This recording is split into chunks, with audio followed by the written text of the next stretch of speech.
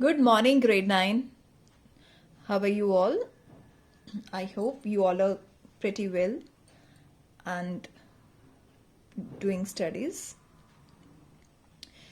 On Tuesday, we have gone through the poem On Killing a Tree, written by Jeev Patel. Let's recall and recapitulate quickly the central idea of the poem. In this poem, there is a beautiful ironic statement written by the poet about killing a tree. Actually, he means its opposite. He taunts how trees are being killed, but they must not. He further says that a tree is hard to kill with the knife. The tree takes years to grow from the earth. He says that to kill a tree, its roots must be pulled out entirely from the soil. This poem also conveys a message that the trees are our lifeline, so they must not be killed. He instructs how a tree is killed. He gives out the message that trees are something pious and like human beings. He conveys that the tree is very deep rooted and cannot be wiped out easily. He indicates and compares it with the evil which is also deep rooted in the surrounding and cannot be uprooted so easily without changing the environment. So, this is the central idea of the poem. Let's discuss the question answers of the same. I will send you the notes, PDF of the notes, and in that I will send the reference to context. And today we will discuss the question answers. Question number 1. Can a simple jab of knife kill a tree? Why not? Simple jab of knife. Jab means sudden rough blow. Blow means ऐसे मारना किसी को. Can a simple jab of knife kill a tree? If yes, okay. If not, then why not? No, a simple jab of knife cannot kill a tree. Why? It takes many years for a tree to grow and rise out of the earth. Second point, moreover, only a chop cannot kill it because it will slowly rise again and grow to its original size. Once you cut it, at that time you cut that tree, but gradually it rise again and grow to its original size. Question number 2. How has the tree grown to its full size? List the words suggestive of its life and activity. How the tree has grown to its full size? List out, just read out the answer number part 1. This question is divided into 2 parts. First, discuss the part 1. The tree grows to its full size by absorbing years of sunlight, water and air. It slowly grows out of the earth and sprouts leaves. So, this is how tree grown to its full size. The food of the tree is sunlight, water and air. Now list the words suggestive to its life and activity. What are the words that suggest us that tree has its own life, and what activities tree does?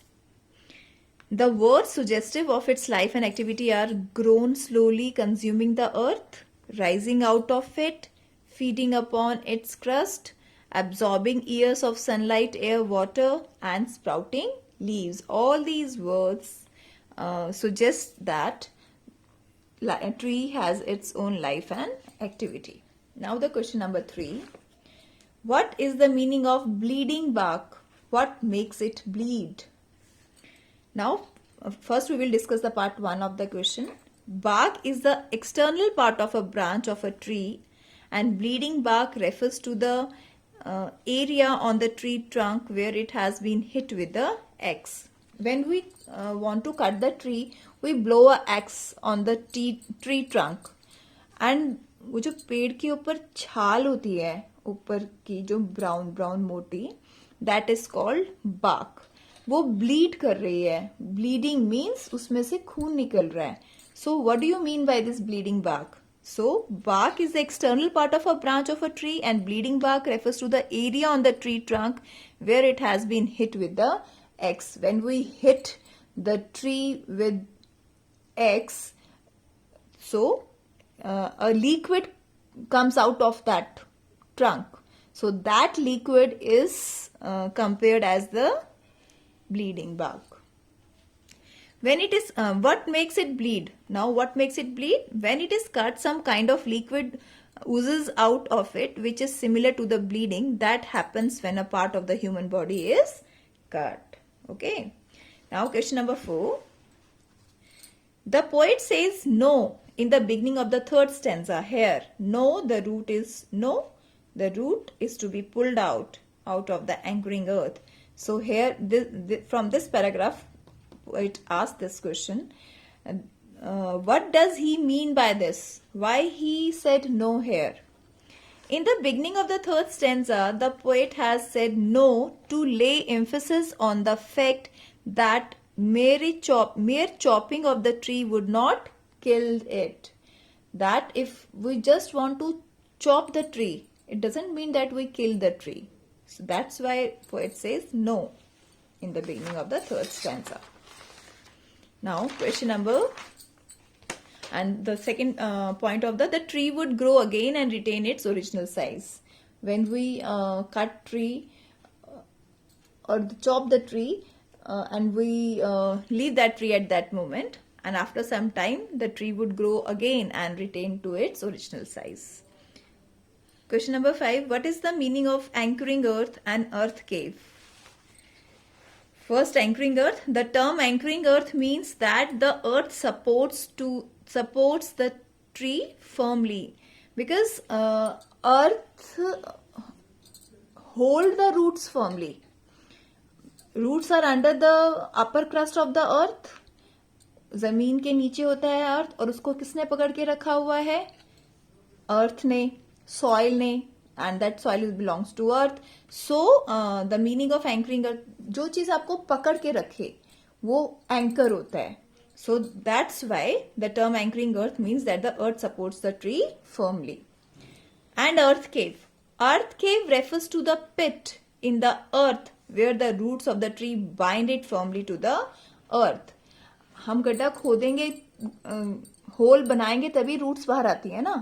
So that is here referred as a cave, earth cave. Okay. So earth cave refers to the pit in the earth where the roots of the tree bind it firmly to the earth. Because in that cave, in that hole, in that pit, the roots are firm, wholly, firmly पकड़ के रखा हुआ है उसने, earth ने roots को.